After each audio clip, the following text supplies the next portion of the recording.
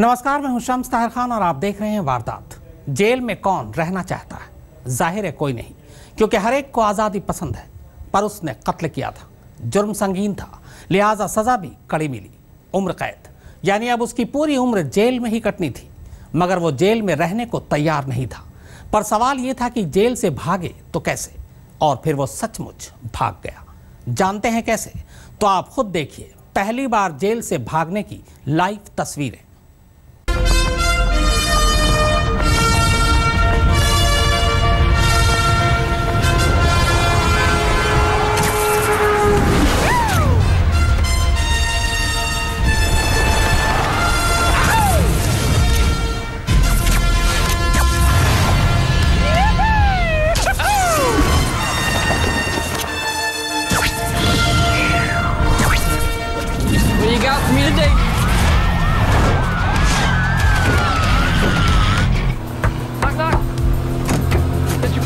ये स्पाइडरमैन फिल्मी है। ऊंची ऊंची इमारतों और बिल्डिंगों पर पलक झपकते ही चढ़ जाना और खेल खेल में खतरनाक विलेन को पकड़ लेना, ये हमारे और आपके चहेते सुपर हीरो स्पाइडरमैन के बाएं हाथ का खेल है।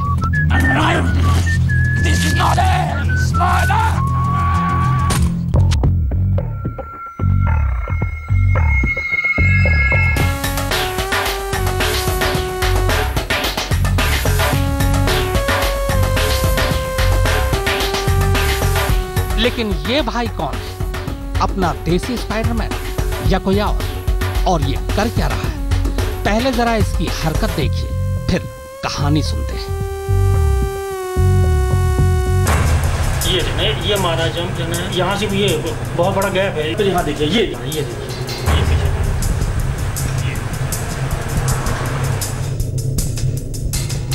ये मारा जंप, ये देखिए, ये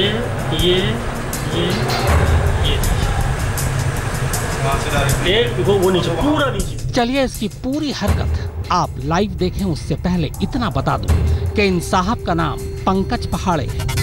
कत्ल के इल्जाम में उम्र कैद की सजा काट रहे हैं मध्य प्रदेश के नरसिंहपुर जेल में, और ये तस्वीरें उसी जेल की है।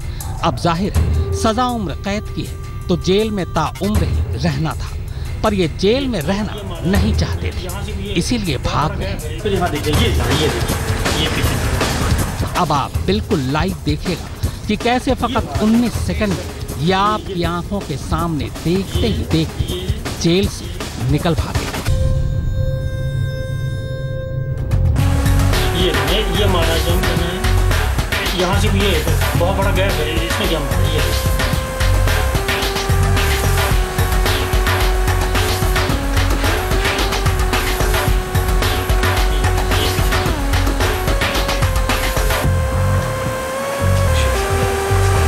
दरअसल जिन सीसीटीवी कैमरे की तस्वीरें आप अपने टीवी स्क्रीन पर देख रहे हैं वो इस जेल में कैदियों पर नजर रखने के लिए लगाए गए। पर जब कोई कैमरे पर ही नजर न रखे तो फिर इन तस्वीरों का क्या कीजिएगा?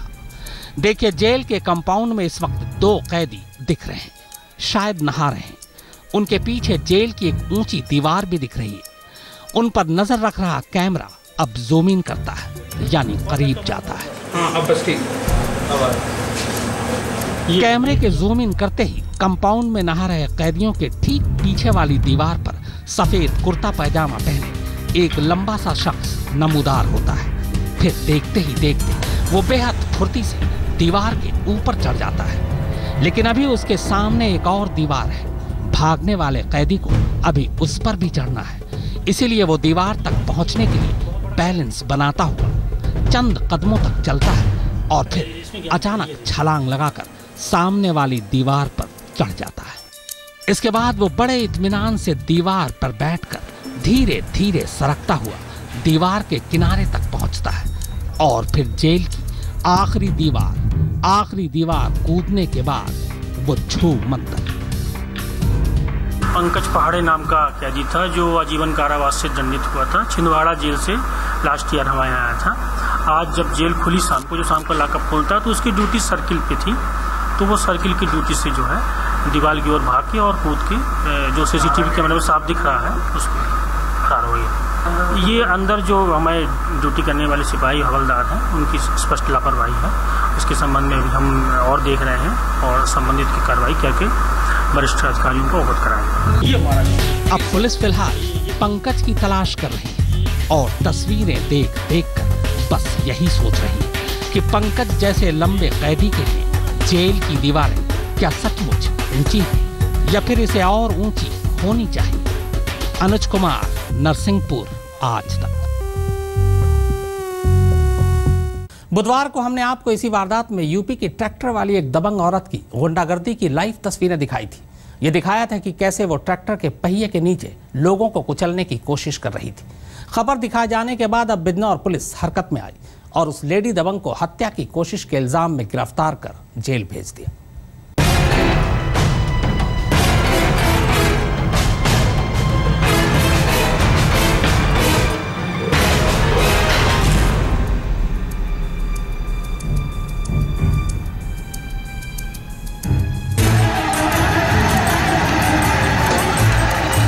ट्रैक्टर के पहिए तले दुश्मनों को रौंदकर जमीन के टुकड़े पर कब्जे की कोशिश करने वाली लेडी दबंग को आखिरकार सलाखों के पीछे पहुंचा ही दिया गया।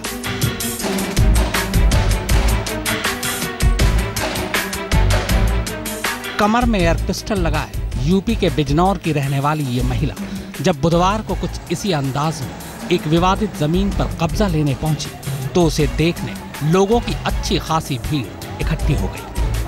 एक कस्बाई इलाके की एक महिला के ये तेवर और ये अंदाज यकीनन यहाँ के लोगों के लिए एक नया तजुर्बा था, लेकिन अब इसके यही तेवर उस पर भारी पड़ने लगे हैं। बिजनौर पुलिस ने उसके खिलाफ कत्ल की कोशिश, मारपीट और जान से मारने की धमकी देने की धाराओं के तहत मुकदमा दर्ज कर लिया है और फिलहाल उसका ठिकाना बड़े घर यानी जेल है।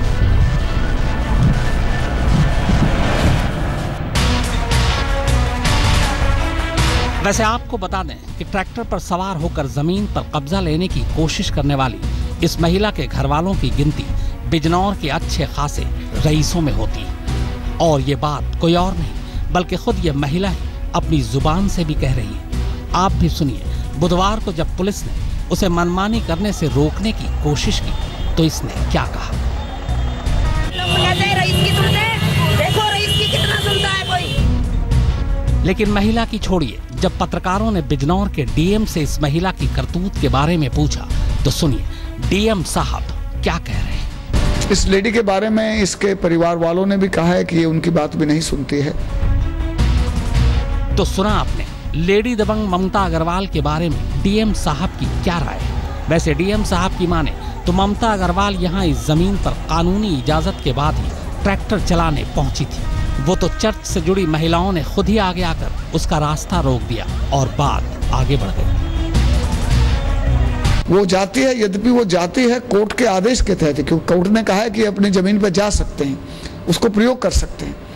वो जो दूसरा पक्ष है उसको कोर्ट के आदेश के विरुद्ध उसको रोकने का प्रयास करता है। सूत्रों की माने तो लेडी दबंग ममता अग्रवाल के ससुर जितेंद्र अग्रवाल की गिनती कभी शहर के बड़े आढ़तियों में होती थी। बाद में उनके तीनों बेटों ने भी खानदानी धंधे को धार दी और कई नई फैक्ट्रियों की शुरुआत की। लेकिन इन्हीं धंधों के साथ साथ अग्रवाल परिवार ने परम पब्लिक स्कूल नाम से एक स्कूल भी खोला और यही ममता अग्रवाल इन दिनों उस स्कूल की मैनेजिंग डायरेक्टर भी है। लेकिन बच्चों को तालीम देने वाली एक महिला के इस दबंगई भरे अंदाज ने हर किसी को हैरान कर दिया है।